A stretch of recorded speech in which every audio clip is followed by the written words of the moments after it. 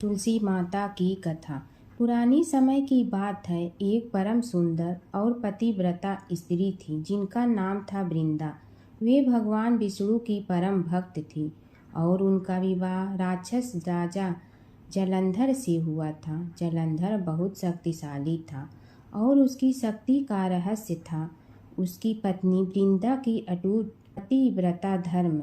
जब तक वृंदा अपने पति के प्रति सच्ची और समर्पित रही तब तक कोई भी देवता जलंधर को पराजित नहीं कर सकता था। देवताओं ने कई बार प्रयास किया लेकिन जलंधर अजेय रहा। तब सभी देवता भगवान विष्णु के पास गए और उनसे सहायता मांगी। भगवान विष्णु ने एक लीला रची। वे जलंधर का रूप धारण करके वृंदा के सामने प्रकट हुए।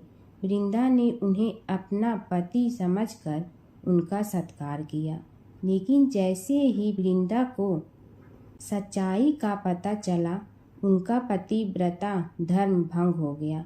उसी क्षण देवताओं ने जलंधर का वध कर दिया। जब वृंदा को यह ज्ञात हुआ कि यह सब भगवान विष्णु की लीला थी तो वे बहुत दुखी हुई और उन्होंने भगवान विष्णु को श्राप दिया कि वे पत्थर बन जाएं। उसी श्राप के कारण भगवान विष्णु शालिग्राम पत्थर के रूप में प्रकट हुए। इसके बाद वृंदा ने अपने प्राण त्याग दिए। उनके शरीर से एक पवित्र पौधा उत्पन्न हुआ जिसे आज हम तुलसी के नाम से जानते हैं। तभी से तुलसी को देवी का रूप माना जाता है और उनकी पूजा की जाती है। तुलसी माता को घर में रखने से सुख समृद्धि आती है। भगवान विष्णु को तुलसी अत्यंत प्रिय है। बिना तुलसी के भगवान विष्णु की पूजा अधूरी मानी जाती है। सच्ची भक्ति और पतिव्रता धर्म में अपार शक्ति होती है। बुढ़िया माई को मुक्ति दी तुलसी माता की कथा। एक बुढ़िया माई तुलसी जी को सींचती और कहती कि हे तुलसी माता, सत की दाता, मैं तेरा बिडला सींचती हूँ, मुझे बहू दे, पीताम्बर की धोती दे, मीठा मीठा घास दे, बैकुंठा में वास दे, चटक की चाल दे, पटक की मोत दे, चंदन का काठ दे, रानी सा राज दे, दाल भात का भोजन दे, 11 की मौत दे, कृष्ण जी का कंधा दे। तब तुलसी माता यह सुनकर सूखने लगी तो भगवान ने पूछा कि हे तुलसी, तुम क्यों सूख रही हो? तुलसी माता ने कहा कि एक बुढ़िया रोज आती है और यही बात कह जाती है, मैं सब बात तो पूरा कर दूंगी लेकिन कृष्ण का कंधा कहाँ से लाऊंगी? तो भगवान बोले, जब वो मरेगी तो मैं अपने आप कंधा दे आऊँगा, तू बुढ़िया माई से कह देना। जब बुढ़िया माई मर गई सब लोग आ गए। जब माई को ले जाने लगे तो वह किसी से न उठी। तब भगवान एक 12 बरस के बालक का रूप धारण करके आए। बालक ने कहा, मैं कान में एक बात कहूँगा तो बुढ़िया माई उठ जाएगी। बालक ने कान में कहा, बुढ़िया माई मन की निकाल ले, पीताम्बर की धोती ले, मीठा मीठा घास ले, बैकुंठा का वास ले, चटक की चाल ले, पटक की मोत ले, कृष्ण जी का कंधा ले। यह सुनकर बुढ़िया माई हल्की हो गई। भगवान ने कंधा दिया और बुढ़िया माई को मुक्ति मिल गई। हे तुलसी माता, जैसे बुढ़िया माई को मुक्ति दी वैसे सबको देना। भगवान विष्णु और नारद की कथा। एक बार नारद मुनि जी ने भगवान विष्णु जी से पूछा, हे भगवान, आपका इस समय सबसे प्रिय भक्त कौन है? अब विष्णु तो भगवान हैं, सो झट से समझ गए अपने भक्त नारद मुनि की बात और मुस्कुरा कर बोले, मेरा सबसे प्रिय भक्त उस गांव का एक किसान है। यह सुनकर नारद मुनि जी थोड़ा निराश हुए और फिर से एक प्रश्न किया, हे भगवान, आपका बड़ा भक्त तो मैं हूँ, तो फिर सबसे प्रिय क्यों नहीं? भगवान विष्णु जी ने नारद मुनि जी से कहा, इसका जवाब तो तुम खुद ही दोगे। जाओ, एक दिन उसके घर रहो और फिर सारी बात मुझे बताना। नारद मुनि जी सुबह सवेरे मुंह अंधेरे उस किसान के घर पहुंच गए। देखा अभी अभी किसान जगा है और उसने अब सबसे पहले अपने जानवरों को चारा देता, फिर मुंह धोता, दैनिक कार्यों से निवृत्त होता, जल्दी जल्दी भगवान का नाम लिया, रूखी सूखी रोटी खाकर जल्दी जल्दी अपने खेतों पर चला गया। सारा दिन खेतों में काम किया और शाम को वापस घर आया। जानवरों को अपनी जगह बांधा, उन्हें चारा पानी डाला, हाथ धोया, मुंह धोया, फिर थोड़ी देर भगवान का नाम लिया, फिर परिवार के संग बैठकर खाना खाया और कुछ बातें की और फिर से सो गया। अब सारा दिन यह सब देखकर नारद मुनि जी भगवान विष्णु के पास वापिस आए और बोले, भगवान, मैं आज सारा दिन उस किसान के संग रहा, लेकिन वो तो ढंग से आपका नाम भी नहीं ले सकता।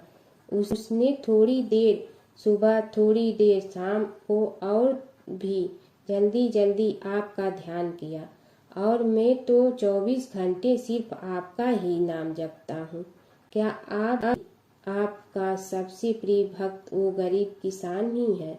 भगवान विष्णु जी ने नारद की बात सुनकर कहा, अब इसका जवाब भी तुम मुझे खुद ही देना। और भगवान विष्णु जी ने एक कलश अमृत से भरा नारद मुनि को थमाया और बोले, इस कलश को लेकर तुम तीनों लोकों की परिक्रमा करके आओ, लेकिन ध्यान रहे अगर एक बूंद भी अमृत नीचे गिरा तो तुम्हारी सारी भक्ति और पुण्य नष्ट हो जाएगी। नारद मुनि तीनों लोकों की परिक्रमा करके जब भगवान विष्णु के पास वापस आए तो खुश होकर बोले, भगवान, मैंने एक बूंद भी अमृत नीचे नहीं गिरने दिया। विष्णु भगवान ने पूछा, और इस दौरान तुमने मेरा नाम कितना बार लिया, मेरा स्मरण कितनी बार किया? तो नारद बोले, अरे भगवान जी, मेरा तो सारा ध्यान इस अमृत पर था, फिर आपका ध्यान कैसे करता? भगवान विष्णु ने कहा, हे नारद, देखो उस किसान को, वो अपना कर्म करते हुए भी नियमित रूप से मेरा स्मरण करता है, क्योंकि जो अपना कर्म करते हुए भी मेरा जाप करे वो ही मेरा सबसे प्रिय भक्त है। तुम तो सारे दिन खाली बैठे ही जप करते हो, और जब तुम्हें कर्म दिया तो मेरे लिए तुम्हारे पास समय ही नहीं था। तो नारद मुनि सब समझ गए और भगवान के चरण पकड़कर बोले, हे भगवान, आपने मेरा अहंकार तोड़ दिया, आप धन्य हैं। समय की बात है कि विष्णु भगवान का विवाह लक्ष्मी जी के साथ निश्चित हो गया। विवाह की तैयारी होने लगी। सभी देवताओं को निमंत्रण भेजे गए, परंतु गणेश जी को निमंत्रण नहीं दिया। कारण जो भी रहा हो, अब भगवान विष्णु की बारात जाने का समय आ गया। सभी देवता अपनी पत्नियों के साथ विवाह समारोह में आए। उन सब ने देखा कि गणेश जी कहीं दिखाई नहीं दे रहे हैं। तब वे आपस में चर्चा करने लगे कि क्या गणेश जी को कोई न्योता नहीं दिया है, या स्वयं गणेश जी ही नहीं आए हैं। सभी को इस बात पर आश्चर्य होने लगा। तभी सब ने विचार किया कि विष्णु भगवान से ही इसका कारण पूछा जाए। विष्णु भगवान से पूछने पर उन्होंने कहा कि हमने गणेश जी के पिता भोलेनाथ महादेव को न्योता भेजा है।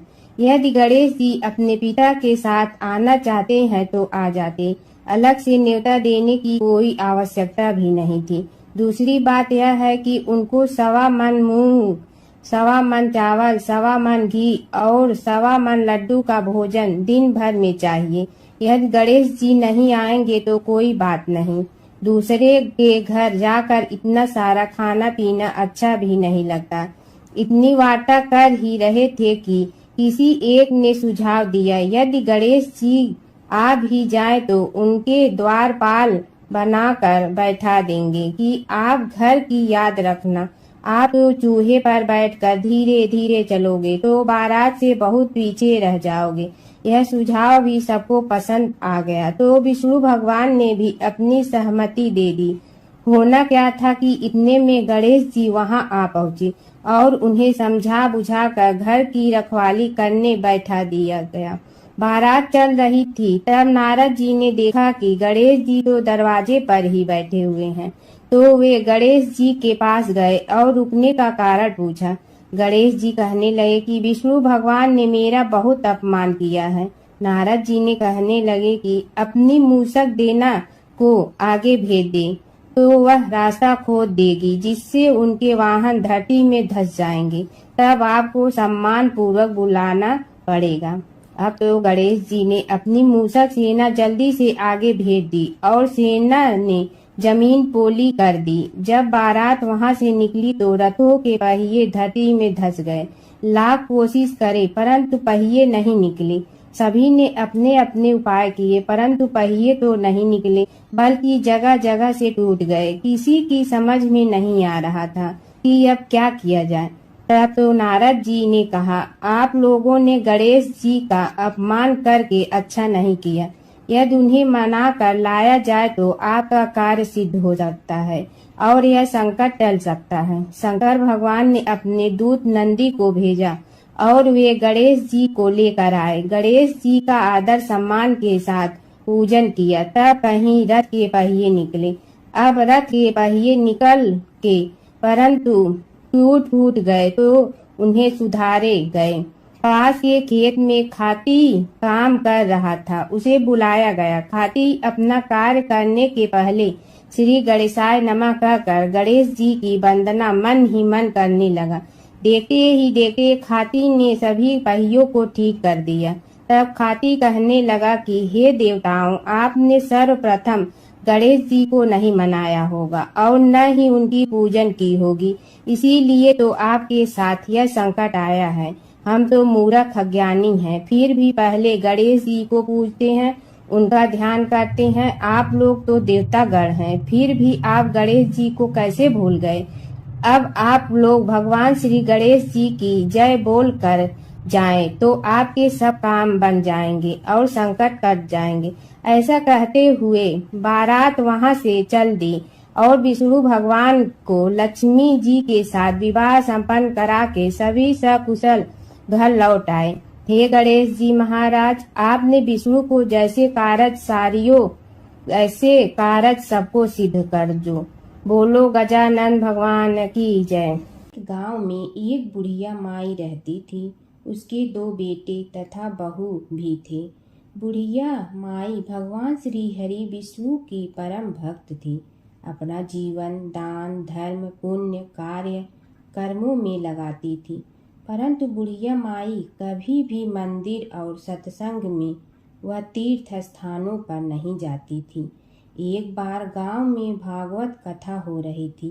बेटे ने कहा, माँ आप सारा दिन घर में रहती हैं, आप मंदिर में भागवत कथा सुनने क्यों नहीं जाती। बुढ़िया माई ने बेटे का मन रखने के लिए कह दिया कि आज जाऊंगी, परंतु नहीं गई। ऐसा करते करते 6 दिन निकल गए।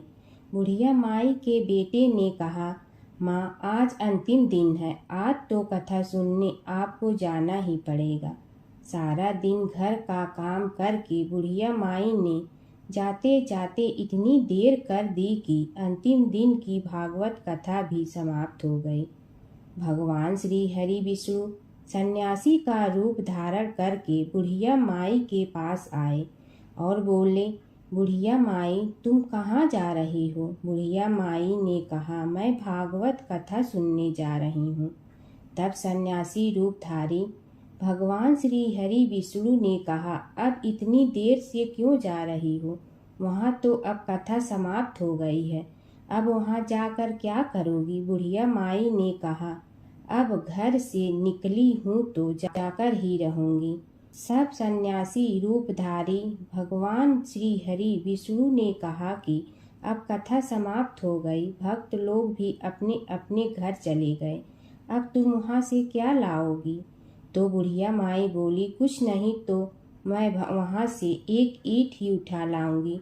तो सन्यासी रूपधारी भगवान श्री हरि विष्णु बोले, तुम वहाँ से मिट्टी की ईंट लाओगी, उसके बदले में मैं तुम्हें एक सोने की ईंट देता हूँ।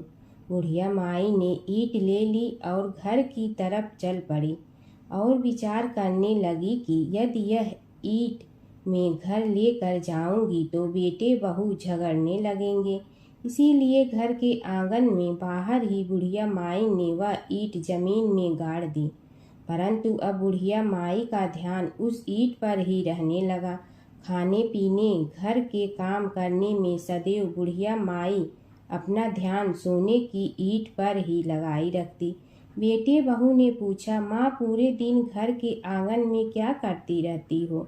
तो बुढ़िया माई ने कहा, मैं आने जाने वाले को देखती रहती हूँ। एक दिन बुढ़िया माई मर गई। यमराज के दूत बुढ़िया माई को लेने आए। बुढ़िया माई को लेकर धर्मराज जी के पास पहुँचे और धर्मराज जी को सारी बात बतलाई। धर्मराज जी ने बुढ़िया माई को कुतिया की योनि दे दी और कुतिया उसी पेड़ के नीचे बैठी रहती। बुढ़िया माई की बहू ने कहा, इस कुतिया को यहाँ से भगाओ, नहीं तो यह बच्चों को काट जाएगी।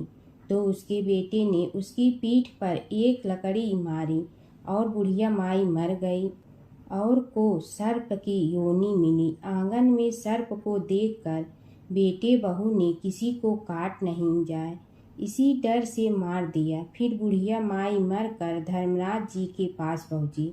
बुढ़िया माई कीड़ी का रूप धारण करके उस आंगन में कीड़ी नगरा बना लिया। आंगन में कीड़ी नगरा हो गया।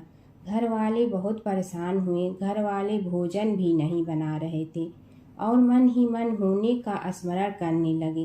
तब भगवान श्री हरि विष्णु सन्यासी का रूप धारण करके आए और बोले कि कुछ खाने को दे दो।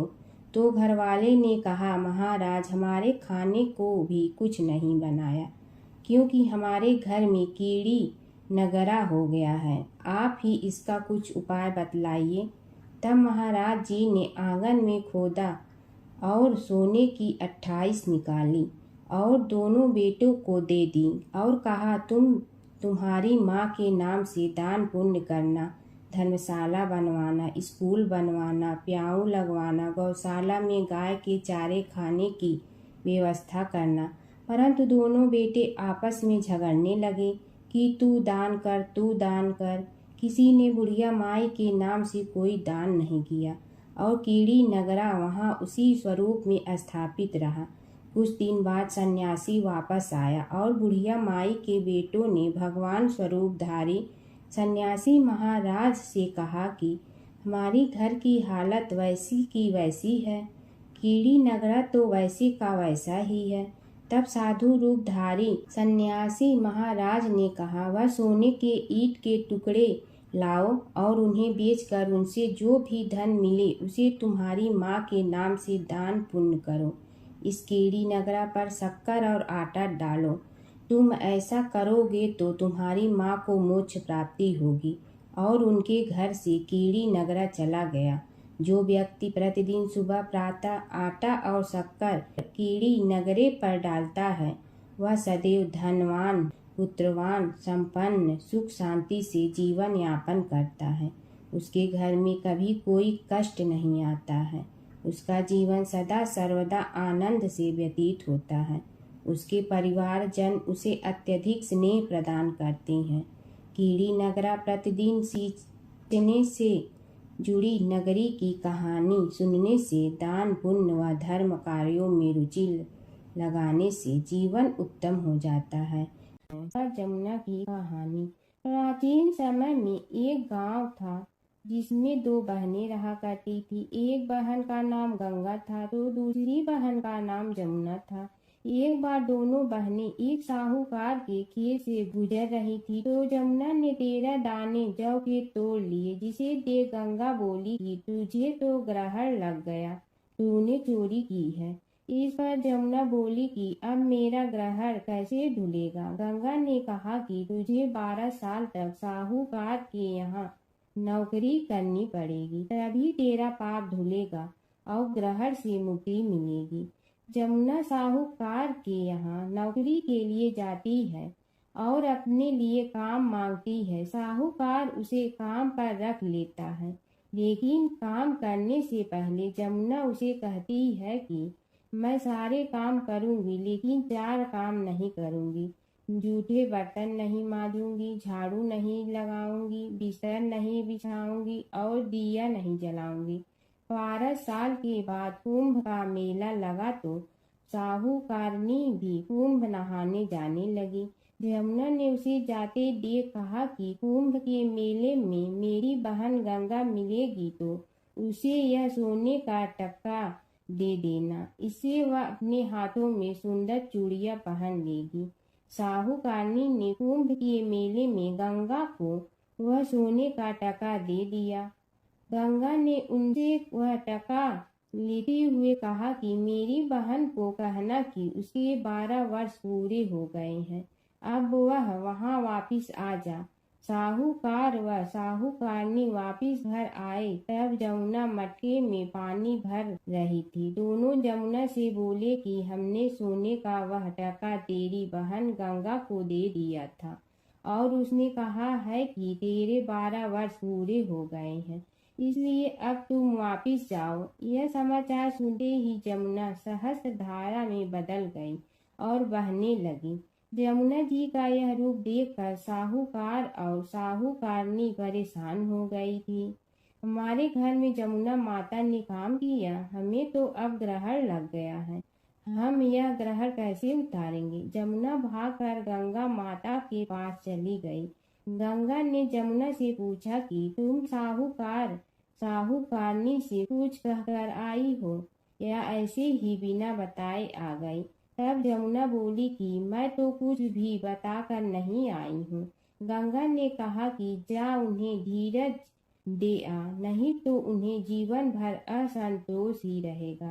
गंगा के कहने पर जमुना माता ने साहूकारनी को सपने में दर्शन दिए और कहा कि तुम दोनों उल्टे माथे क्यों पड़े हो, जाओ उठकर खाओ पियो। तब दोनों बोले कि हम कैसे उठे, हमें तो ग्रहण लगा है, क्योंकि हमने उल्टे सीधे और पता नहीं कितने नीच कार्य आपसे कराए हैं। तब यमुना जी बोली कि तुम्हें ग्रहण नहीं लगा है, ग्रहण तो मुझे लगा था कि मैंने तुम्हारे खेत से 13 दाने जौ के चुराए थे। मैं तो अपना ग्रहण उतारने तुम्हारे घर आई थी। मेरा ग्रहण तुम्हारे घर में 12 वर्ष तक रहने से उतर गया है और मेरी मुक्ति हो गई है। यमुना जी ने कहा कि तुम्हें कोई ग्रहण नहीं लगा है, उल्टे मेरे 12 वर्ष तक यहाँ रहने से तुम्हारी भी मुक्ति हो गई है। यह कहकर यमुना जी स्वप्न से चली गई। दोनों उठकर देखते हैं कि उनके घर में पहले से भी अधिक धन हो गया है। हे यमुना माता, जैसे आपने साहूकार व साहूकारनी की मुक्ति कराई, वैसे ही आप अपने सभी भक्तों की करना। नगर बसेरे की कहानी। किसी गांव में एक भाट व एक जाट रहता था। दोनों में घनिष्ठ मित्रता थी। एक बार जाट अपनी बहन के घर जाने को तैयार हुआ तो भाट अपनी ससुराल जाने को तैयार हुआ। दोनों साथ चल पड़े तो रास्ते में रुककर एक कुएं की मुंडेर पर बैठ गए। जाट ने भाट से कहा कि नगर बसेरा कर लेते हैं। इस पर भाट बोला कि तू ही नगर बसेरा कर ले, मैं तो अपनी ससुराल जा रहा हूँ, वहाँ खूब खातिर होगी मेरी, तू कर ले नगर बसेरा। जाट वहीं कुएं के पास बैठ पानी की घंटी और चावल का दाना लेकर नगर बसेरा करने लगा। नगर बसेरा करने के साथ जाट कहने लगा कि नगर बसेरा जो करे सो मल धोवे पाँव, ताता माड़ा तापसी देगी मेरी माँ, माँ देगी मावशी तेगी द्वारका का वास, मीठा मीठा घास वृंदावन का वास, 5 कुल्ठी छठी रास, मेरी जीवड़ो श्री कृष्ण के पास, डालू पानी हो जाए घी, झट से निकल जाए मेरा जी। यह सब कर कर के वह जाट बहन के पास चल पड़ा। जाट की बहन ने भाई के आने पर उसकी खातिर की खी बूढ़ा के साथ भाई को जिमाया। दोनों ने बैठकर ढेर सारी बातें की। इधर भाट अपने ससुराल पहुंचा तो वहां आग लगी हुई थी। आग बुझाने वह भी लग गया, जिसमें हाथ मुंह भी काले हो गए और खुद भी थोड़ा सुलझ गया। ना रोटी ना पानी के लिए ही किसी ने पूछा। एक पड़ोसन आई तो उसने भाट की सास को कहा कि जमाई आया है, जरा उस आओ भगत कर लो। बुढ़िया बोली कि सब कुछ तो जल गया है, अब कहाँ से आओ भगत करूं। तब पड़ोसन ने ही भाट को एक रोटी के साथ छाछ दी। उसने वही खाकर गुजारा किया। शाम को दोनों फिर घर की ओर चल पड़े और रास्ते में मिल गए और एक दूसरे का हाल पूछा। भाट बोला कि मेरी ससुराल में तो आग लगी हुई थी, आग बुझाते मैं खुद काला हो गया हूँ, ना रोटी मिली ना पानी। जाट बोला कि मेरी तो बहुत खातिर हुई। फिर बोला कि मैंने कहा था ना कि नगर बसेरा कर ले, अब कर ले। लेकिन भाट ने फिर मना कर दिया। कहने लगा कि चाहे रोटी दे या न दे, तेरी तो माँ है, दही चूरमा का पेड़ा धरा पाएगा। भाट ने फिर नगर बसेरा नहीं किया, जाट ने कर लिया। नगर बसेरा जो करे सो मल धोए पाँव, ताता माड़ा तापसी देगी मेरी माँ। माँ देगी मावशी देगी द्वारका का वास, मीठा मीठा घास वृंदावन का वास। 5 कुल्ठी छठी रास, मेरा जी बड़ो श्री कृष्ण के पास। डालू पानी हो जाए घी, झट से निकल जाए मेरा जी। करके वह चल पड़ा। घर पहुँचते ही जाट की मौसी ने बहुत लाड प्यार किया। उधर भाट घर गया तो उसकी भैंस खो गई थी। बाप एक लाठी रखे तो दूसरी उठाए और कहने लगा कि ससुराल गया तो आग लगा दी, अब यहाँ आया तो भैंस खो दी। बाप ने कहा कि पहले भैंस लेकर आ, तभी रोटी पानी मिलेगा। सारा दिन भाट भैंस ढूंढता रहा, लेकिन उसे भैंस नहीं मिली। जाट और भाट की मुलाकात फिर से बाजार में हो गई। जाट ने भाट के हाल चाल पूछे तो भाट बोला कि आते ही भैंस खो गई, बस उसी दिन से भैंस ढूंढ रहा हूँ। रोटियां का तो पूछो ही मत। जाट ने कहा कि मैंने तो पहले ही कहा था कि नगर बसेरा कर ले। जाट की बात सुनकर भाट बोला कि तेरे नगर बसेरे में इतनी ताकत है तो चल अब कर लेते हैं। दोनों ने बैठकर नगर बसेरा किया। नगर बसेरा जो करे सो मल धोवे पाँव, ताता माड़ा तापसी देगी मेरी माँ। माँ देगी मौसी देगी द्वारका का वास, मीठा मीठा घास वृंदावन का वास। 5 कुल्ठी छठी रास, मेरा जीवड़ो श्री कृष्ण के पास। डालू पानी हो जाए घी, झट से निकल जाए मेरा जी। दोनों के नगर बसेरा करने पर भाट जैसे ही आगे बढ़ा तो उसकी खोई भैंस मिल गई, जिसे लेकर घर पहुंचा। घर पहुंचते ही माँ ने कहा कि लड़के को आते ही घर से निकाल दिया, सारे दिन से ये भूखा प्यासा भटक रहा है। यह कहकर उसकी माँ ने उसको खूब खिलाया पिलाया। इस घटना के बाद सारे नगर में ढिंढोरा पिटवा गया कि तब कोई अपने पीहर या सास से आते जाते नगर बसेरा करें। जैसे भाट को नगर बसेरा करने का फल मिला, वैसे ही हर किसी को मिलती है। माता सीता की कथा। यह कहानी सीता माता कहती थी और श्री राम इसे सुना करते थे। एक दिन श्री राम भगवान को किसी काम के लिए बाहर जाना पड़ा तो सीता माता कहने लगी कि भगवान, मेरा तो 12 वर्ष का नित्य नियम है, अब आप बाहर जाएंगे तो मैं अपनी कहानी किसे सुनाऊंगी। श्री राम ने कहा कि तुम कुएं की पाल पर जाकर बैठ जाना और वहां जो औरतें पानी भरने आएंगी उन्हें अपनी कहानी सुना देना। सीता माता कुएं की पाल पर जाकर बैठ जाती हैं। एक स्त्री आई, उसने रेशम की जड़ी की साड़ी पहन रखी थी और सोने का घड़ा ले रखा था। सीता माता उसे देख कहती हैं कि बहन, मेरा 12 वर्ष का नित्य नेम सुन लो। पर वह स्त्री बोली कि मैं तुम्हारा नित्य नेम सुनूंगी तो मुझे घर जाने में देरी हो जाएगी और मेरी सास मुझसे लड़ेंगी। उसने कहानी नहीं सुनी और चली गई। उसकी रेशम जड़ी की साड़ी फट गई, सोने का घड़ा मिट्टी के घड़े में बदल गया। सास ने देखा तो पूछा कि ये किसका दोष अपने सिर लेकर आ गई है। बहू ने कहा कि कुएं पर एक औरत बैठी थी, उसने कहानी सुनने के लिए कहा, लेकिन मैंने सुनी नहीं, जिसका यह फल मिला है। बहू की बात सुनकर अगले दिन वही साड़ी और घड़ा लेकर सास कुएं की पाल पर गई। सास को वहीं माता सीता बैठी मिली, तो माता सीता ने कहा कि बहन मेरी कहानी सुन लीजिए। सास बोली कि एक बार छोड़, मैं तो 4 बार कहानी सुन लूंगी। राम आए लक्ष्मण आए देश के पुजारी आए, नित नेम का नेम लाए आओ राम बैठो राम। तपी रसोई जियो राम, माखन मिश्री खाओ राम। दूध बतासा पियो राम, सूत के पल का मोठो राम। साल दुसाला पोठो राम, साल दुसाला ओढ़ो राम। जब बोलो जब राम ही राम, राम संवारे सबके काम। खाली घर भंडार भरेंगे, सबका बेड़ा पार करेंगे।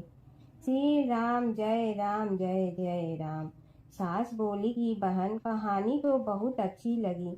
कहानी सुनकर सास घर चली गई और उसकी साड़ी फिर से रेशम जरी की बन गई।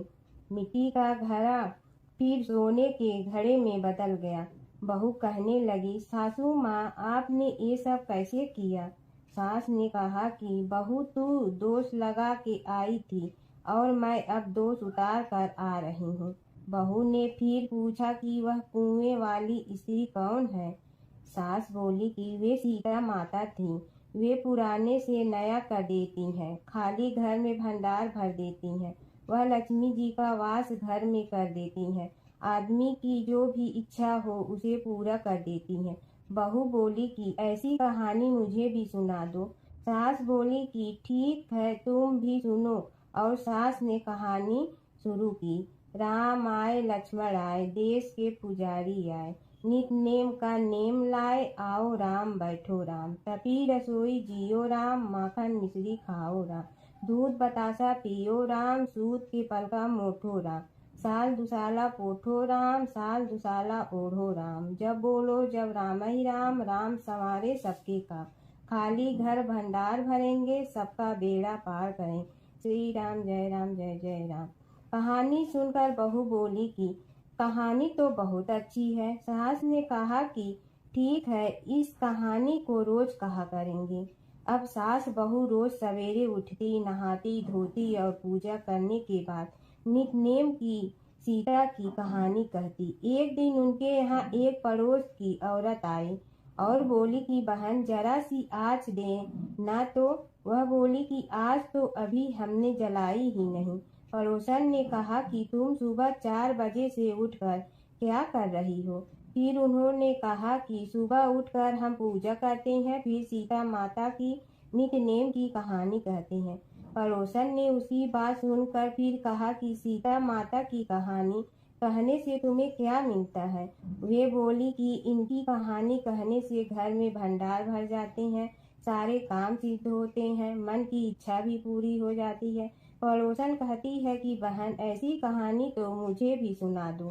फिर वह बोली कि ठीक है तुम भी यह कहानी सुन लो। राम आए लक्ष्मण आए देश के पुजारी आए, नित नेम का नेम लाए आओ राम बैठो राम।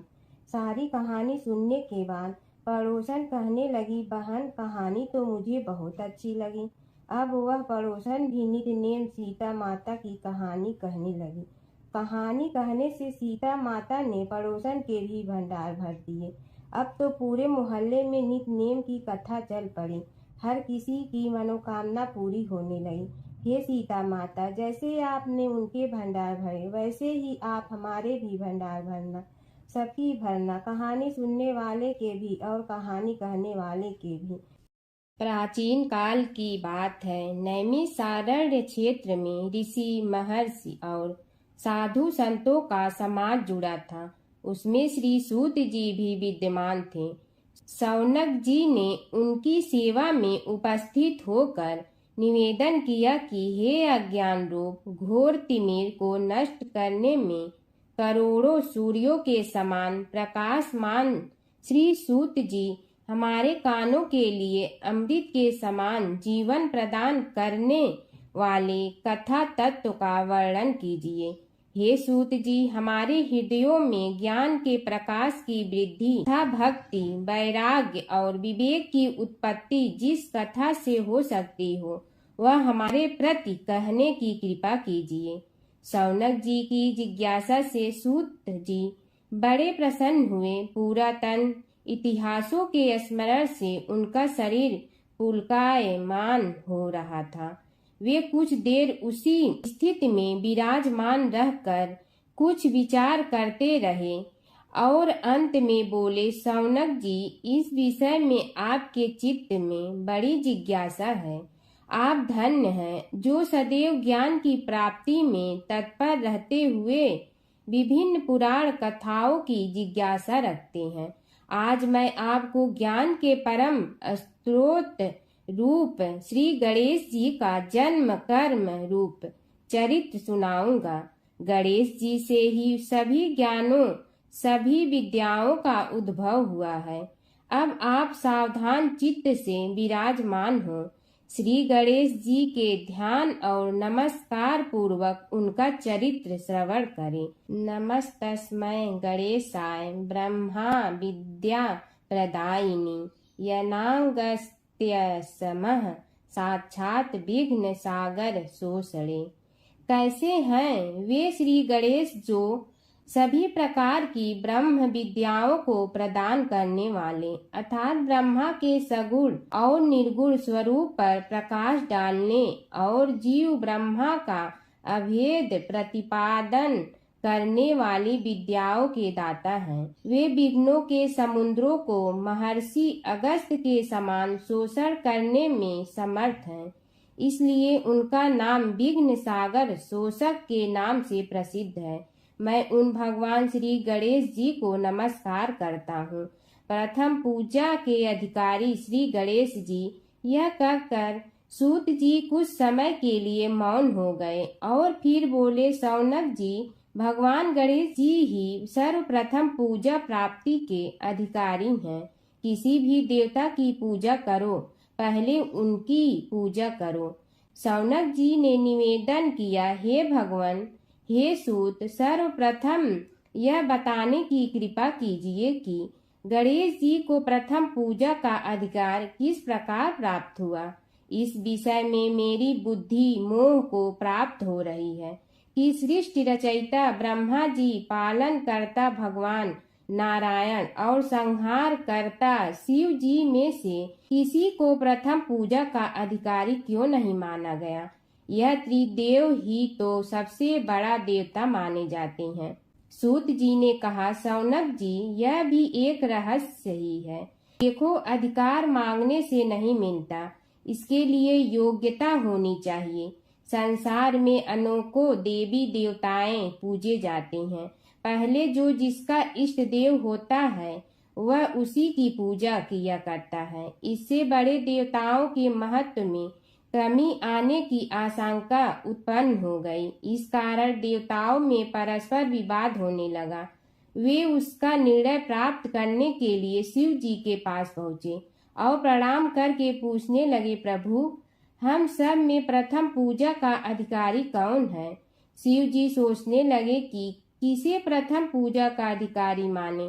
तभी उन्हें एक युक्ति सूझी। बोले, देवगण, इसका निपटारा बातों से नहीं तथ्यों से होगा। इसके लिए एक प्रतियोगिता रखनी होगी, शिव की परिक्रमा करने की प्रतियोगिता।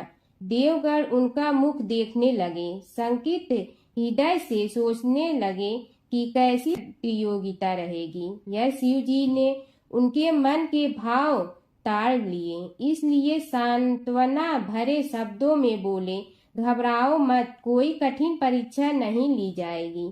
बस इतना ही कि सभी अपने अपने वाहनों पर चढ़कर संसार की परिक्रमा करो और फिर यहाँ लौट आओ। जो पहले लौटेगा वही सर्वप्रथम पूजा का अधिकारी होगा। अब क्या देर थी, सभी अपने अपने वाहन पर चढ़कर दौड़ पड़े। किसी का वाहन गजराज था तो किसी का सिंह, किसी का भैंसा तो किसी का मृग, किसी का हंस तो किसी का उल्लू, किसी का अश्व तो किसी का श्वान। अभिप्राय यह है कि वाहनों को विविधता के दर्शन उस समय जितने भले प्रकार से हो सकते थे उतने अन्य समय में नहीं। सबसे गया बीता वाहन गणेश जी का था मूषक, उससे चूहा भी कहते हैं। ऐसे वाहन के बल भरोसे इस प्रतियोगिता में सफल होना तो क्या, सम्मिलित होना भी हास्यास्पद है। गणेश जी ने सोचा, छोड़ो, क्या होगा प्रतियोगिता में भाग लेने से, हम तो यहाँ बैठे रह कर ही तमाशा देखेंगे। वे बहुत देर तक विचार करते रहे। अंत में उन्हें एक युक्ति सूझी। शिव जी स्वयं ही जगदाता हैं, यह संसार उन्हीं का प्रतिबिंब है, तब क्यों न इन्हीं की परिक्रमा कर ली जाए। इनकी परिक्रमा करने से ही संसार की परिक्रमा हो जाएगी। ऐसा निश्चय कर उन्होंने मूषक पर चढ़कर शिव जी की परिक्रमा की और उनके समक्ष जा पहुँचे। शिव जी ने कहा, तुमने परिक्रमा पूर्ण कर ली? उन्होंने उत्तर दिया, जी हाँ। शिव जी सोचने लगे कि इसे तो यहीं घूमते हुए देखा, फिर परिक्रमा कैसे कराया।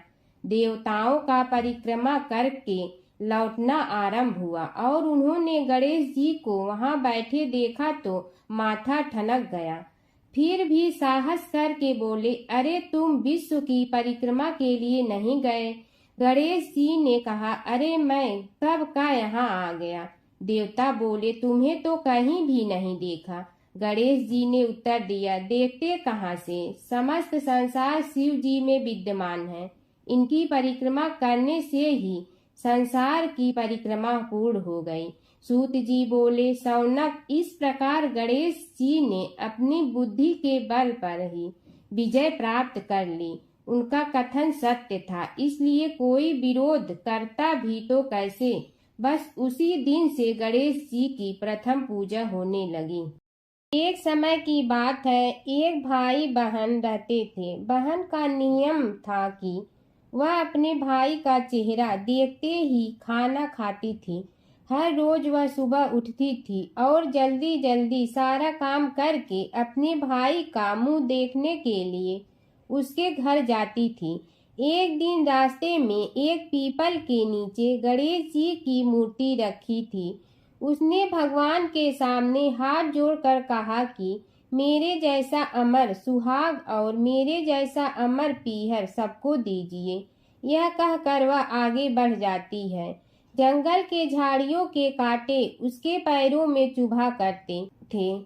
एक दिन भाई के घर पहुंची और भाई का मुंह देखकर बैठ गई तो भाभी ने पूछा, पैरों में क्या हो गया है। यह सुनकर उसने भाभी को जवाब दिया कि रास्ते में जंगल के झाड़ियों के गिरे हुए कांटे पांव में चुभ गए हैं। जब वह वापस अपने घर आ जाए तब भाभी ने अपने पति से कहा कि रास्ते को साफ करवा दो, आपकी बहन के पांव में बहुत सारे कांटा चुभ गए हैं। भाई ने तब कुल्हाड़ी लेकर सारी झाड़ियों को काटकर रास्ता साफ कर दिया, जिससे गणेश जी का स्थान भी वहां से हट गया।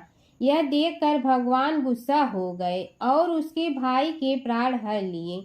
लोग अंतिम संस्कार के लिए जब भाई को ले जा रहे थे तब उसकी भाभी रोते हुए लोगों से कही, थोड़ी देर रुक जाओ, उसकी बहन आने वाली है। वह अपने भाई का मुंह देखे बिना नहीं रह सकती है, उसका यह नियम है। तब लोगों ने कहा, आज तो देख लेगी पर कल कैसे देखेगी। रोज दिन की तरह बहन अपने भाई का मुंह देखने के लिए जंगल में निकली। तब जंगल में उसने देखा कि सारा रास्ता साफ किया हुआ है। जब वह आगे बढ़ी तो उसने देखा कि सिद्ध विनायक को भी वहां से हटा दिया गया है। तब उसने जाने से पहले गणेश जी को एक अच्छे स्थान पर रखकर उन्हें स्थान दिया और हाथ जोड़कर बोली, भगवान, मेरे जैसा अमर सुहाग और मेरे जैसा अमर पीहर सबको देना। और फिर बोलकर आगे निकल गई। भगवान सोचने लगे, अगर इसकी नहीं सुनी तो हमें कौन मानेगा, हमें कौन पूजेगा। तब सिद्धि विनायक ने उसे आवाज दी, बेटी इस खेजड़ी की 7 पत्तियां लेकर जा और उसे कच्चे दूध में धोकर भाई के ऊपर छींटा मार देना, वह उठ कर बैठ जाएगा। यह सुनकर जब पीछे मुड़ी तो वहां कोई नहीं था। फिर वह यह सोचने लगी कि ठीक है, जैसा सुना वैसा कर लेती हूँ। फिर वह 7 खेजड़ी की पत्तियां लेकर अपने भाई के घर पहुंची। उसने देखा वहां कई लोग बैठे हुए हैं। भाभी बैठी रो रही है और भाई की लाश रखी है। तब उसने पत्तियों को बताए हुए नियम के तहत भाई के ऊपर इस्तेमाल किया। तब भाई उठकर बैठ गया। भाई बोला बहन से, मुझे बहुत ही गहरी नींद आ गई थी। तब बहन बोली, यह नींद किसी दुश्मन को भी न आए, और उसने सारी बात अपने भाई को बता दी। प्राचीन काल की बात है। एक नगर में धर्मपाल नाम का एक निर्धन किंतु अत्यंत धर्मनिष्ठ व्यक्ति रहता था। वह न तो अधिक पूजा पाठ जानता था और न ही उसके पास धन था, परंतु उसके हृदय में भगवान विष्णु के प्रति अपार श्रद्धा थी। प्रतिदिन प्रातः स्नान कर भगवान विष्णु का स्मरण करता और तुलसी दल अर्पित करता। तब भी वह हरि नाम का जाप करता रहता। एक दिन किसी कारणवश वह पूजा न कर सका। मन में ग्लानि हुई और रात को उसने भगवान विष्णु से क्षमा याचना की। उसी रात उसे स्वप्न में विष्णु ने दर्शन दिए और कहा, हे भक्त, जो भी व्यक्ति श्रद्धा से मेरा स्मरण करता है, मैं उसके सभी पाप हर लेता हूँ। भक्ति में विधि नहीं, भाव प्रधान होता है। कुछ समय बाद धर्मपाल के जीवन की सभी कठिनाइयाँ दूर हो गई। उसके घर में सुख, शांति और समृद्धि आ गई। अंत समय में उसे वैकुंठ लोक की प्राप्ति हुई। विष्णु भगवान की कथा। एक नगर में एक सेठ व एक सेठानी रहते थे और सेठानी रोज विष्णु भगवान की पूजा करती थी। सेठ को उसका पूजा करना बिल्कुल अच्छा नहीं लगता था। इसी वजह से एक दिन सेठ ने सेठानी को घर से निकाल दिया।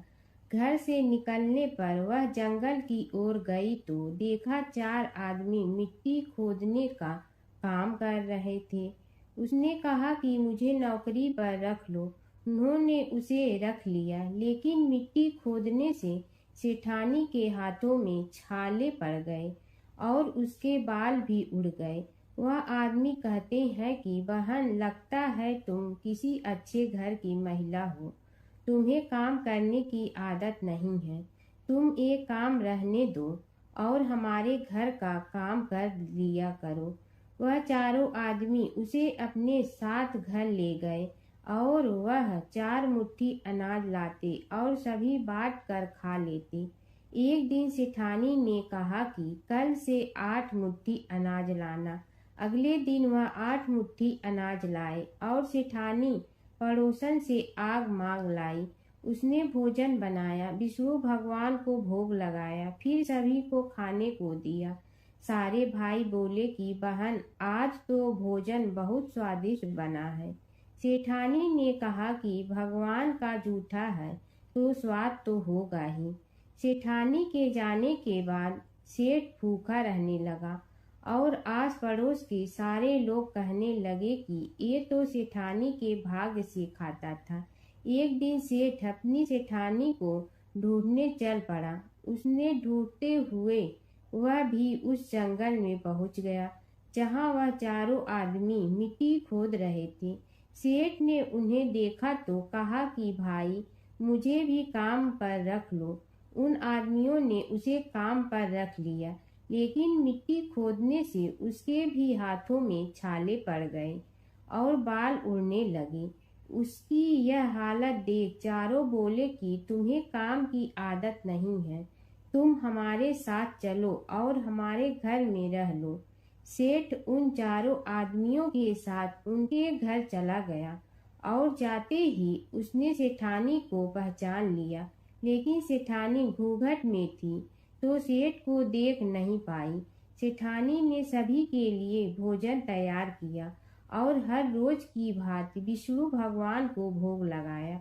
उसने उन चारों भाइयों को भोजन परोस दिया, लेकिन जैसे ही वह सेठ को भोजन देने लगी तो विष्णु भगवान ने उसका हाथ पकड़ लिया। भाई बोले कि बहन, ये तुम क्या कर रही हो? वह बोली, मैं कुछ नहीं कर रही हूँ, मेरा हाथ तो विष्णु भगवान ने पकड़ लिया है। भाई बोले, हमें भी विष्णु भगवान के दर्शन कराओ। उसने भगवान से प्रार्थना की तो विष्णु जी प्रकट हो गए। सभी ने दर्शन किए। सेठ ने सेठानी से क्षमा मांगी और सेठानी को साथ चलने को कहा। भाइयों ने अपनी बहन को बहुत सा धन देकर विदा किया। जब सेठानी के साथ सेठ भी भगवान विष्णु की पूजा करने लगा और उनके परिणाम से उनका घर अन्न धन से भर गया। एक बार अपने पुत्र के खातिर भगवान शिव और श्री कृष्ण के बीच छिड़ गया था प्रलयंकारी युद्ध। भगवान शिव जहाँ प्रलय के देवता हैं, वहीं श्री कृष्ण पालन करता। दोनों के कारण ही यह जगत सुचारू रूप से चल रहा है और दोनों महाशक्तिशाली हैं। लेकिन कभी आपने सोचा है कि अगर कभी दोनों में युद्ध हुआ तो उसका इस संसार पर क्या असर पड़ेगा और दोनों में से विजयी कौन होगा? चलिए जानते हैं एक पौराणिक कथा जहां इन दोनों के भयंकर युद्ध का वर्णन मिलता है। पौराणिक कथा के अनुसार एक बार राजा बलि के सबसे बड़े पुत्र बाणासुर ने शिव पुत्र कार्तिकेय की सुंदरता से मोहित होकर भगवान शिव का पुत्र बनने की इच्छा जताई।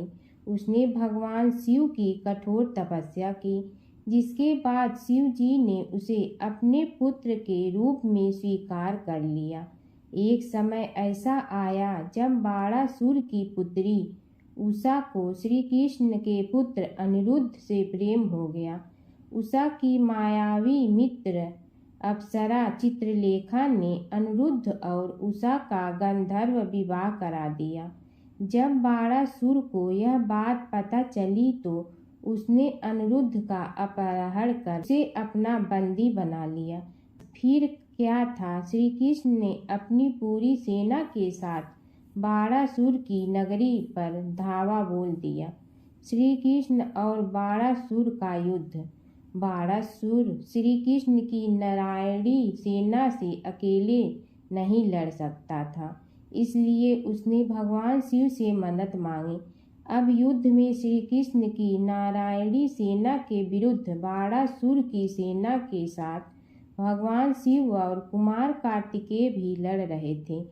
युद्ध इतना भयानक था कि एक पल को लगा कि भगवान शंकर ने अग्निशस्त्र से गरुड़ पर सवार श्री कृष्ण, बलराम और प्रद्युम्न मारे गए।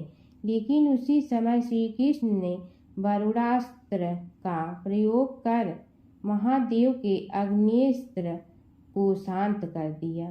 फिर शिव जी के अस्त्रों के जवाब में श्री कृष्ण ने वैष्णवास्त्र का प्रयोग किया, जिससे संपूर्ण जगत अंधकार में डूब गया।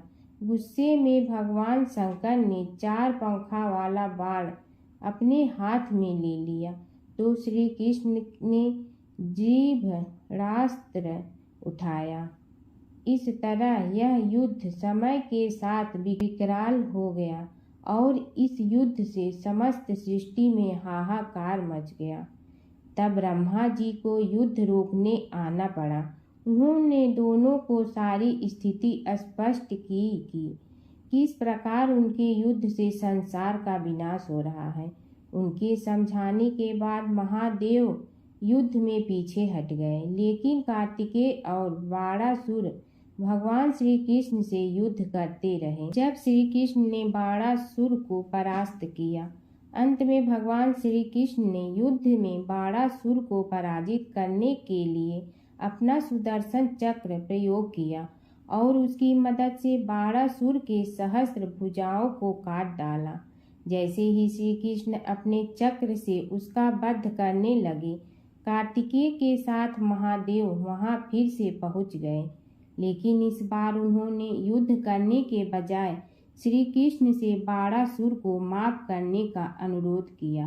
भगवान शिव ने श्री कृष्ण से कहा कि मैंने इसे अभय दान दिया है, इसलिए अगर आप इसका वध कर देंगे तो मेरा वचन झूठा पड़ जाएगा।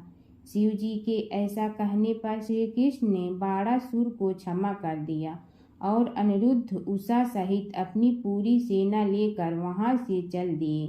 बाणासुर को आज भी अजर अमर माना जाता है और बाद में भगवान शिव के उसे अपने गढ़ों में शामिल कर लिया। सूत जी बोले, हे शौनक जी, यह एक तथ्य है कि गणेश जी ही उसके पात्र हैं। वे बड़े देवता का भी कार्य सिद्धि में विघ्न उपस्थित होने पर उन विघ्न राज का आश्रय न लिया हो। हे शौनक, वे देव भी बड़े दयालु हैं। नाम तो शिव जी का ही आशुतोष है, किंतु वे सर्वात्मा और सर्वरक्षक प्रभु तो शिव जी की अपेक्षा भी शीघ्र ही प्रकट हो जाते हैं। उनका भक्त कभी किसी संकट में नहीं पड़ता। यदि प्रारब्ध वशात कभी किसी विपत्ति में पड़ भी जाता है तो गणेश्वर की उपासना करने पर उनके अनुग्रह से उनके समस्त दुख दूर होकर परम सुख की प्राप्ति होती है। शौनक ने कहा, हे सूत जी, हे महाभाग, हे प्रभु, मैं गणेश जी के विभिन्न चरित्रों का अध्ययन करना चाहता हूँ, तो मुझे बताइए कि किस ग्रंथ का अवलोकन करूँ। हे दयामय, आपको तो उनके समस्त चरित्र विदित है कि यदि आप ही उन्हें सुनाने की कृपा करें तो मेरा अत्यधिक उपकार होगा। सूत जी बोले, हे शौनक भगवान, गणेश्वर के इतने चरित्र हैं कि उन सब का कथन इस जीवा से संभव नहीं, क्योंकि प्रभु अनंत, प्रभु चरित्र अनंता वाली बात समस्त विद्वान ऋषि मुनि कहते हैं। फिर भी गणेश जी प्रथम पूजा के अधिकारी होने के कारण समस्त देव चरित्रों में जुड़े हुए हैं, इसलिए उनका प्रभाव भी सर्वाधिक व्यापक है। हे मुने, हे शौनक, वे भगवान सर्व समर्थ हैं। वे सभी का तिरस्कार करने में समर्थ हैं, किंतु उनका तिरस्कार कोई भी नहीं कर सकता। यह त्रिलोक्य उन्हीं भगवान के संकेत पर नित्य करता है। इसकी समस्त क्रियाएं उन्हीं की इच्छा पर आश्रित हैं। हे शौनक भगवान गणेश्वर स्वयं कहते हैं, शिवे विष्णु च शक्तौ च सूर्ये मयि निराधिप यो भेद बुद्धि योग स सम्य योगो मतो मम। हे नरेश्वर, हे वरेण्य, शिव, विष्णु, शक्ति, सूर्य और मुझ गणेश में जो अभेद बुद्धि योग है, मेरे मत में वही सम्यक योग है। इससे यह भी सिद्ध है कि समस्त देवता उन्हीं के स्वरूप हैं। वे ही भगवान विभिन्न कार्य रूपों के अनुसार अपना भिन्न भिन्न नाम रखते हैं। हे मुनि श्रेष्ठ, उन सब देवताओं के चरित्र भी उन्हीं गणराज के चरित्र हैं। यद्यपि सब चरित्र एक ही ग्रंथ में मिलने में संभव नहीं है, फिर भी गणेश्वर के अनेकों प्रमुख चरित्रों का वर्णन गणेश पुराण में हुआ है। राजा सोमकांत का वृत्तांत कथन। शौनक जी ने पूछा, हे प्रभु, गणेश पुराण का आरंभ किस प्रकार हुआ, यह मुझे बताने की कृपा करे। इस पर सूत जी ने कहने लगे, हे शौनक, यद्यपि गणेश पुराण है तो बहुत प्राचीन, क्योंकि भगवान गणेश्वर तो आदि हैं। न जाने कब से गणेश जी अपने उपासकों पर कृपा करते चले आ रहे हैं। उनके अनंत चरित्र हैं, जिनका संग्रह एक महापुराण का रूप ले सकता है। उसे एक बार भगवान नारायण ने नारद जी को और भगवान ने शंकर और जगन जननी पार्वती जी को सुनाया था। बाद में वही पुराण संक्षेप रूप में ब्रह्मा जी ने महर्षि वेद व्यास को सुनाया और फिर व्यास जी ने महर्षि भृगु को सुनाया। भृगु ने कृपा करके सौराष्ट्र के एक राजा सोमकांत को सुनाया था। तब से वह पुराण अनेक कथाओं में विस्तृत होता रहा और अनेक कथाओं से रहित होता हुआ अनेक रूप में प्रचलित है। शौनक जी ने पूछा, भगवान आप यह बताने का कष्ट करें कि राजा सोमकांत कौन था। उसने महर्षि से गणेश पुराण का श्रवण कहाँ किया था, उस पुराण के श्रवण से उसे क्या क्या उपलब्धियां हुई। हे नाथ, मुझे श्री गणेश्वर की कथा के प्रति उत्कंठा बढ़ती ही जा रही है। सूत जी बोले, हे शौनक, सौराष्ट्र के देवनगर नाम की एक प्रसिद्ध राजधानी थी। वहाँ का राजा सोमकांत था। वह अपनी प्रजा का पुत्र के समान पालन करता था। वह वेद ज्ञान संपन्न, शस्त्र विद्या में पारंगत एवं प्रबल प्रतापी राजा, समस्त राजाओं में मान्य तथा अत्यंत वैभवशाली था। उसका ऐश्वर्य कुबेर के भी ऐश्वर्य को लज्जित करता था। उसने अपने पराक्रम से अनेकों देश जीत लिए थे। उसकी पत्नी अत्यंत रूपवती, गुणवती, धर्माज्ञा एवं पतिव्रत धर्म का पालन करने वाली थी। वह सदैव अपने प्राणनाथ की सेवा में लगी रहती थी। उसका नाम सुधर्मा था। जैसे वह प्रतिव्रता थी, वैसे ही राजा भी एक पत्नी व्रता का पालन करने लगा। उसके हेमकांत नामक एक सुंदर पुत्र था। वह भी सभी विद्याओं का ज्ञाता और अस्त्र शस्त्रादि के अभ्यास में निपुण हो गया था। यह सभी श्रेष्ठ लक्षणों से संपन्न, सद्गुणी एवं प्रजा जनों के हितों का अत्यंत पोषक था। इस प्रकार राजा सोमकांत स्त्री, पुत्र, पशु, वाहन, राज्य एवं प्रतिष्ठा आदि से सब प्रकार सुखी था। उसे दुख तो था ही नहीं। सभी राजागण उसका हार्दिक सम्मान करते थे तथा उसकी श्रेष्ठ कीर्ति भी संसार व्यापी थी। परंतु युवा अवस्था के अंत में सोमकांत को घृणित कोष्ठ रोग हो गया। उसके अनेक उपचार किए गए किंतु कोई लाभ नहीं हुआ। रोग शीघ्रता से बढ़ने लगा और उसके कीड़े पड़ गए। जब रोग की अधिक वृद्धि होने लगी और उसका कोई उपाय न हो सका तो राजा ने मंत्रियों को बुलाकर कहा, सुव्रतो, जाने किस कारण यह रोग मुझे पीड़ित कर रहा है। अवश्य ही यह किसी पूर्व जन्म के पाप का फल होगा। इसलिए मैं अब अपना समस्त राजपाट छोड़कर वन में रहूंगा। मेरे पुत्र हेमकांत को मेरे समान मानकर राज्य शासन का धर्म पूर्वक संचालन कराते रहें। यह कहकर राजा ने शुभ दिन दिखवाकर अपने पुत्र हेमकांत को राज्य पद पर अभिषेक किया और अपनी पत्नी सुधर्मा के साथ निर्जन वन की ओर चल दिया। प्रजापालक राजा के वियोग में समस्त प्रजा जन अश्रु बहाते हुए उनके साथ चले गए। राज्य की सीमा पर पहुंचकर राजा ने अपने पुत्र, अमात्यगण और प्रजा जनों को समझाया, आप सब लोग धर्म के जानने वाले, श्रेष्ठ आचरण में तत्पर एवं सहृदय हैं। यह संसार तो वैसे भी परिवर्तनशील है। जो आज है वह कल नहीं था और आने वाले कल में भी नहीं रहेगा। इसलिए मेरे जाने से दुख का कोई कारण नहीं है। मेरे स्थान पर मेरा पुत्र सभी कार्यों को करेगा। इसलिए आप सब उसके अनुशासन में रहते हुए उसे सदैव सम्मान करते रहें। फिर पुत्र से कहा, बेटा, यह स्थिति सभी के समझ आती रही है। हमारे पूर्व पुरुष भी परंपरागत रूप से वृद्धावस्था आने पर वन में जाते रहे हैं। मैं कुछ समय पहले ही वन में जा रहा हूँ, तो कुछ पहले या पीछे जाने में कोई अंतर नहीं पड़ता। यदि कुछ वर्ष बाद जाऊं तब भी मोह का त्याग करना ही होगा। इसलिए हे वत्स, तुम दुखित मत हो और मेरी आज्ञा मानकर राज्य शासन को ठीक प्रकार चलाओ। ध्यान रखना, क्षत्रिय धर्म का कभी त्याग न करना और प्रजा को सदा सुखी रखना। इस प्रकार राजा सोमकांत ने सभी को समझा बुझाकर वहां से वापस लौट आया और स्वयं अपनी पतिव्रता भार्या के साथ वन में प्रवेश किया। पुत्र हेमकांत के आग्रह से उसने सुबल और ज्ञान गम्य नामक 2 आत्माओं को भी साथ ले लिया। उन सब ने एक समतल एवं सुंदर स्थान देखकर वहां विश्राम किया तभी उन्हें एक मुनि कुमार दिखाई दिया। राजा ने उससे पूछा, तुम कौन हो, कहाँ रहते हो, यदि उचित समझो तो मुझे बताओ। मुनि बालक ने कोमल वाणी में कहा, मैं महर्षि भृगु का पुत्र हूँ। मेरा नाम च्यवन है। हमारा आश्रम निकट में ही है। अब आप भी अपना परिचय दीजिए।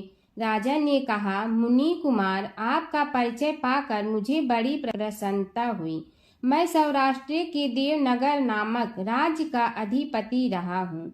अब अपने पुत्र को राज्य देकर मैंने अरण्य की शरण ली है। मुझे कुष्ठ रोग अत्यंत पीड़ित किए हुए हैं। उसकी निवृत्ति का कोई उपाय करने वाला हो तो कृपा कर मुझे बताइए। मुनि कुमार ने कहा, मैं अपने पिताजी से अपना वृतांत कहता हूँ, फिर वे जैसा कहेंगे आपको बताऊंगा। यह कहकर मुनि बालक चला गया और कुछ देर में ही आकर बोला, राजन, मैंने आपका वृतांत अपने पिताजी को बताया। उनकी आज्ञा हुई है कि आप सब मेरे साथ आश्रम में चलकर उनसे भेंट करें, तभी आपके रोग के विषय में भी विचार किया जाएगा। राजा सोमकांत के पूर्व जन्म का वृत्तांत भृगु द्वारा वर्णन। राजा अपनी पत्नी और अमात्यों के सहित च्यवन के साथ साथ भृगु आश्रम में जा पहुंचा और उन्हें प्रणाम कर बोला, हे भगवान, हे महर्षि, मैं आपकी शरण हूँ। आप मुझ कुष्ठी पर कृपा कीजिए। महर्षि बोले, राजन, यह तुम्हारे किसी पूर्व जन्म कृत पाप का ही उदय हो गया है। इसका उपाय मैं विचार करके बताऊंगा। आज तो तुम सब स्नान आज से निवृत्त होकर रात्रि विश्राम करो। महर्षि की आज्ञा अनुसार सबने स्नान भोजन आदि के उपरांत रात्रि व्यतीत की और प्रातः काल स्नान आदि नित्य कर्मों से निवृत्त होकर महर्षि की सेवा में उपस्थित हुए। महर्षि ने कहा, राजन, मैंने तुम्हारे पूर्व जन्म का वृतांत जान लिया हूँ और यह भी विदित कर लिया है कि किस पाप के फल से तुम्हें इस रोग की प्राप्ति हुई है। यदि तुम चाहो तो उसे सुना दूं। राजा ने हाथ जोड़कर निवेदन किया, बड़ी कृपा होगी मुनिनाथ, मैं उसे सुनने के लिए उत्कंठित हूँ। महर्षि ने कहा, तुम पूर्व जन्म में एक धनवान वैश्य के लाडले पुत्र थे। वह वैश्य विंध्याचल के निकट कौलहार नामक ग्राम में निवास करता था। उसकी पत्नी का नाम सुलोचना था। तुम उसी वैश्य दंपत के पुत्र हुए। तुम्हारा नाम कामद था। तुम्हारा लालन पालन बड़े लाड चाव से हुआ। उन्होंने तुम्हारा विवाह एक अत्यंत सुंदरी वैश्य कन्या से कर दिया था, जिसका नाम कुटुम्बिनी था। यद्यप तुम्हारी भार्या सुशीला थी और तुम्हें सदैव धर्म में निरत देखना चाहती थी, किंतु तुम्हारा स्वभाव वासनांध होने के कारण दिन प्रतिदिन उज्जवल होता जा रहा था। किंतु माता पिता भी धार्मिक थे, इसलिए उनके सामने तुम्हारी उज्ज्वलता दबी रही। परंतु माता पिता की मृत्यु के बाद तुम निरंकुश हो गए और अपनी पत्नी की बात भी नहीं मानते थे। तुम्हें अनाचार में प्रवृत्त देखकर उसे दुख होता था, तो भी उसका कुछ बस न चलता था। तुम्हारी उन्मत्तता चरम सीमा पर थी। अपनों से भी द्वेष और क्रूरता का व्यवहार किया करते थे। हत्या आदि कराते थे। तुम्हारे लिए सामान्य बात हो गई। पीड़ित व्यक्तियों ने तुम्हारे विरुद्ध राजा से पुकार की। अभियोग चला और तुम्हें राज्य की सीमा से भी बाहर चले जाने का आदेश हुआ। तब तुम घर छोड़कर किसी निर्जन वन में रहने लगे। उस समय तुम्हारा कार्य लोगों को लूटना और हत्या करना ही रह गया। एक दिन माध्याह्न काल था। गुणवर्धक नामक एक विद्वान ब्राह्मण उधर से निकला। बेचारा अपनी पत्नी को लिवाने के लिए ससुराल जा रहा था। तुमने उस ब्राह्मण युवक को पकड़कर लूट लिया। प्रतिरोध करने पर उसे मारने लगे तो वह चित्कार करने लगा, मुझे मत मार, मत मार, देख मेरा दूसरा विवाह हुआ है। मैं पत्नी को लेने के लिए जा रहा हूँ। किंतु तुम तो क्रोधवश में ऐसे लीन हो रहे थे कि तुमने उसकी बात सुनकर भी नहीं सुनी। जब उसे मारने लगे तो उसने श्राप दे दिया, अरे हत्यारे, मेरी हत्या के पाप से तो सहस्त्र कल्प तक घोर नरक भोगोगे। तुमने उसकी कोई चिंता न की और सिर काट लिया। राजन, तुमने ऐसी ऐसी एक नहीं बल्कि अनेक निरीह हत्याएं की थी, जिनकी गणना करना भी पाप है। इस प्रकार इस जन्म में तुमने घोर पाप कर्म किए थे, किंतु बुढ़ापा आने पर जब अशक्त हो गए तब तुम्हारे साथ जो क्रूर कर्मा थे वे भी किनारा कर गए। उन्होंने सोच लिया कि अब तो इसे खिलाना भी पड़ेगा, इसलिए मरने दो यहीं। अमोघ प्रभाव गणेश उपासना का कथन। राजन, अब तुम निरालंब थे, चल फिर तो सकते ही नहीं थे। भूख से पीड़ित रहने के कारण रोगों ने भी घेर लिया। उधर से जो कोई निकलता तुम्हें घृणा की दृष्टि से देखता हुआ चला जाता। तब तुम आहार की खोज में बड़ी कठिनाई से चलते हुए एक जीर्ण शीर्ण देवालय में पहुंचा। उसमें भगवान गणेश्वर की प्रतिमा विद्यमान थी। तब न जाने किस पुण्य के उदय होने से तुम्हारे मन में गणेश जी के प्रति भक्ति भाव जागृत हुआ। तुम निराहार रहकर उनकी उपासना करने लगे। उससे तुम्हें सब कुछ मिला और रोग भी कम हुआ। राजन, तुमने अपने साथियों की दृष्टि बचाकर बहुत सा धन एक स्थान पर गाड़ दिया था। अब तुमने उस धन को उसे देवालय के जीर्णोद्धार में लगाने का निश्चय किया। शिल्पी बुलाकर उस मंदिर को सुंदर और भव्य बनवा दिया। इस कारण कुख्याति सुख्याति में बदलने लगी। फिर यथा समय तुम्हारी मृत्यु हुई। यमदूतों ने पकड़कर तुम्हें यमराज के समक्ष उपस्थित किया।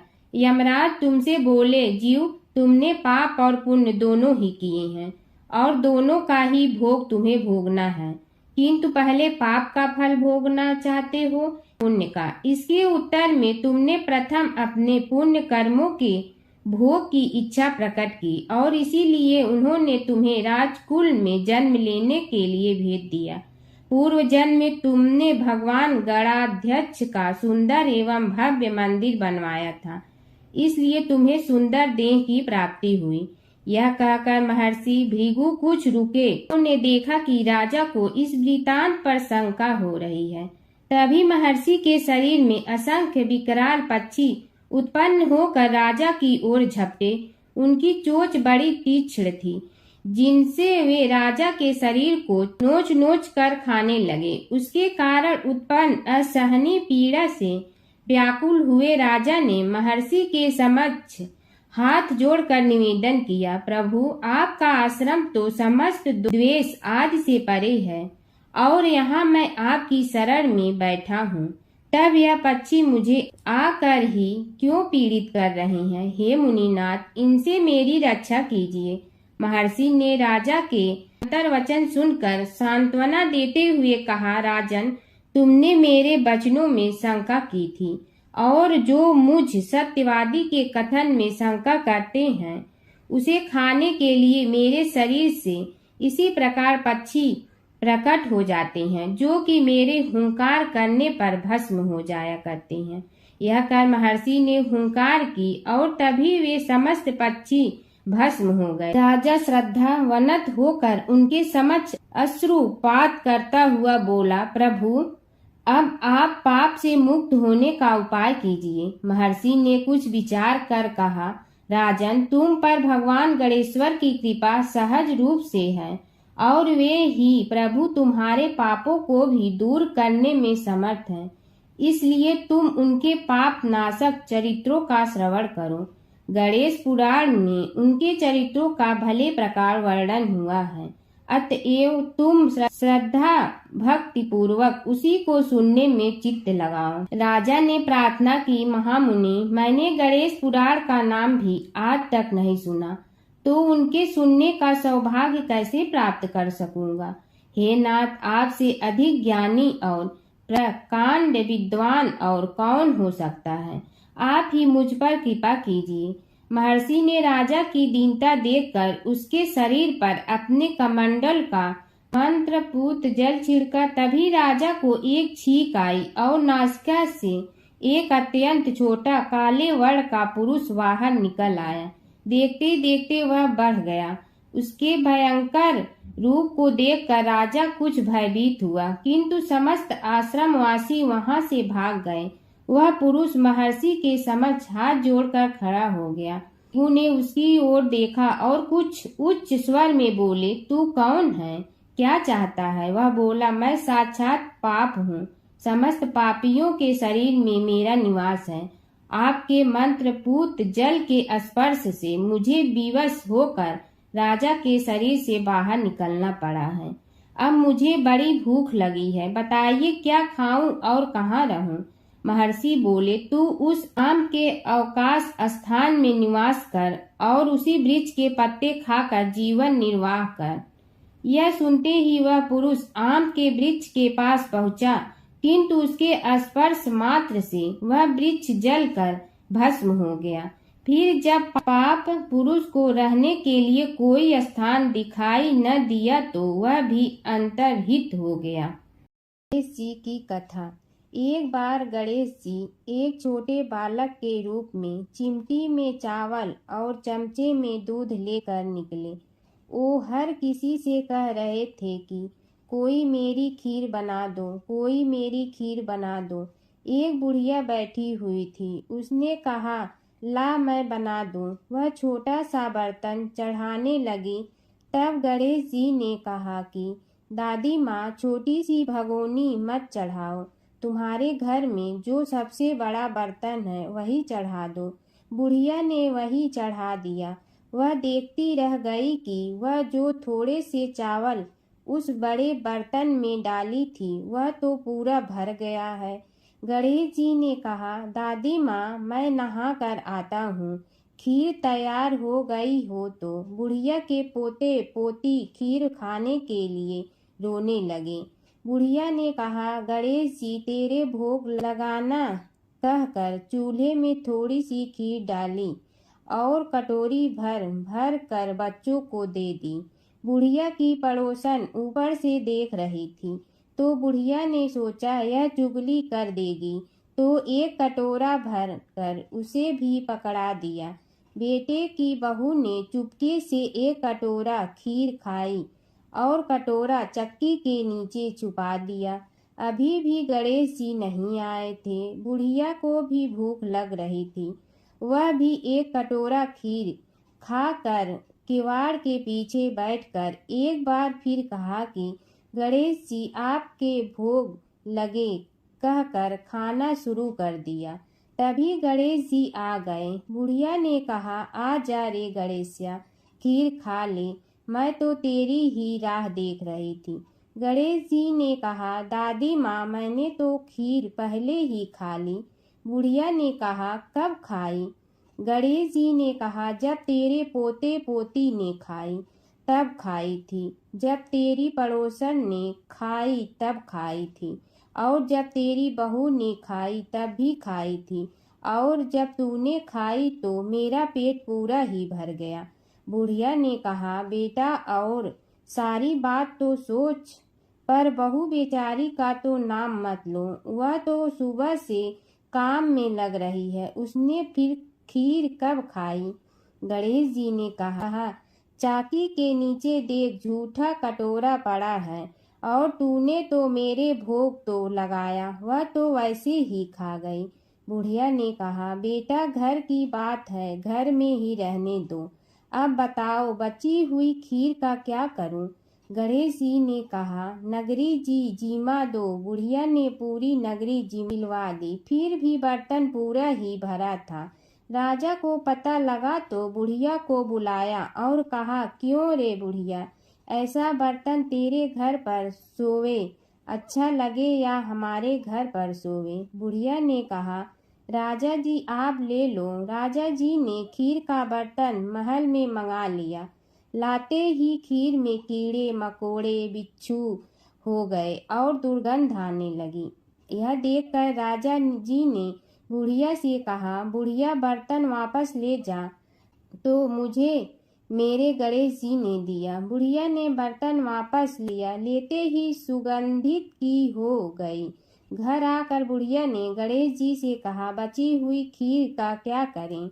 गणेश जी ने कहा, झोपड़ी के कोने में खड्डा खोद कर गाड़ दो। उसी जगह सुबह उठकर वापस खोदेगी तो धन के 2-4 पैसे मिलेंगे। ऐसा कहकर गणेश जी अंतर ध्यान हो गए। जाते समय झोपड़ी के लात मारते हुए गए तो झोपड़ी के स्थान पर महल हो गया। सुबह बहू ने फावड़ा लेकर पूरे घर को खोद दिया तो कुछ भी नहीं मिला। बहू ने कहा, सासू जी, थारो गणेश जी तो झूठे हैं। सास ने कहा, बहू मारो गणेश झूठो तो नहीं है, ला मैं देखूं। वह फावड़ा लेकर खोजने लगी तो टन टन करते 2 धन के घड़े निकले आए। बहू ने कहा, सासू जी, गणेश जी तो साचो ही हैं। सास ने कहा, गणेश जी तो भावनाओं का भूखा है। यह गणेश जी जैसा आपने बुढ़िया को दिया वैसा सबको देना। हर व्रत कथा के साथ पढ़ी और सुनी जाने वाली लपसी तपसी की यह कहानी। एक लपसी था, एक तपसी था। तपसी हमेशा भगवान की तपस्या में लीन रहता था। लपसी रोजाना 1.25 सेर की लपसी बनाकर भगवान का भोग लगाकर जीम लेता था। एक दिन दोनों लड़ने लगे। तपसी बोला, मैं रोज़ भगवान की तपस्या करता हूँ, इसलिए मैं बड़ा हूँ। लपसी बोला, मैं रोज़ भगवान को 1.25 सेर लपसी का भोग लगाता हूँ, इसलिए मैं बड़ा हूँ। नारद जी वहाँ से गुजर रहे थे। दोनों को लड़ता देखकर उनसे पूछा कि तुम क्यों लड़ रहे हो? तपसी ने खुद के बड़ा होने का कारण बताया और लपसी ने अपना कारण बताया। नारद जी बोले, तुम्हारा फैसला मैं करूँगा। दूसरे दिन लपसी और तपसी नहाकर अपनी रोज की भक्ति करने आए तो नारद जी ने छुपकर 1.25 करोड़ की एक अंगूठी उन दोनों के आगे रख दी। तपसी की नज़र उस अंगूठी पर पड़ी जो उसने चुपचाप अंगूठी उठाकर अपने नीचे दबा ली। तब लपसी की नज़र अंगूठी पर पड़ी, लेकिन उसने ध्यान नहीं दिया। भगवान को भोग लगाकर लपसी खाना खाने लगा। नारद जी सामने आए तो दोनों ने पूछा कि कौन बड़ा? तो नारद जी ने तपसी से खड़ा होने को कहा। वो खड़ा हुआ तो उसने नीचे दबी अंगूठी दिखाई पड़ी। नारद जी ने लपसी से कहा, तपस्या करने के बाद भी तुम्हारी चोरी करने की आदत नहीं गई, इसलिए लपसी बड़ा है और तुम्हें तुम्हारी तपस्या का कोई फल भी नहीं मिलेगा। तपसी शर्मिंदा होकर माफ़ी मांगने लगा। उसने नारद जी से पूछा, मुझे मेरी तपस्या का फल कैसे मिलेगा? नारद जी ने कहा, यदि कोई गाय और कुत्ते की रोटी नहीं बनाएगा तो फल तुम्हें मिलेगा।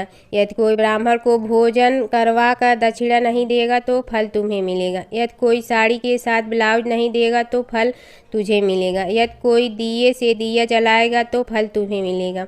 यदि कोई सारी कहानी सुने लेकिन तुम्हारी कहानी नहीं सुने तो फल तुझे मिलेगा। उसी दिन से हर व्रत कथा कहानी के साथ लपसी तपसी की कहानी भी सुनी और कही जाती है। ओम जय जगदीश हरे, स्वामी जय जगदीश हरे। भक्त जनों के संकट क्षण में दूर करे। ओम जय जगदीश हरे। जो ध्यावे फल पावे, दुख बिन दे मन का। सुख संपत्ति घर आवे, कष्ट मिटे तन का। ओम जय जगदीश हरे। मात पिता तुम मेरे, शरण कहूँ किसकी। तुम बिनय और न दूजा, आस करूँ जिसकी। ओम जय जगदीश हरे। तुम पूर्ण परमात्मा, तुम अंतर्यामी। पार ब्रह्म परमेश्वर, तुम सबके स्वामी। ओम जय जगदीश हरे। तुम बिंदा के सागर, तुम पालन करता। मैं मूर्ख कल काम, कृपा करो भरता। ओम जय जगदीश हरे। तुम हो ये कय गोचर, सबके प्राणपति।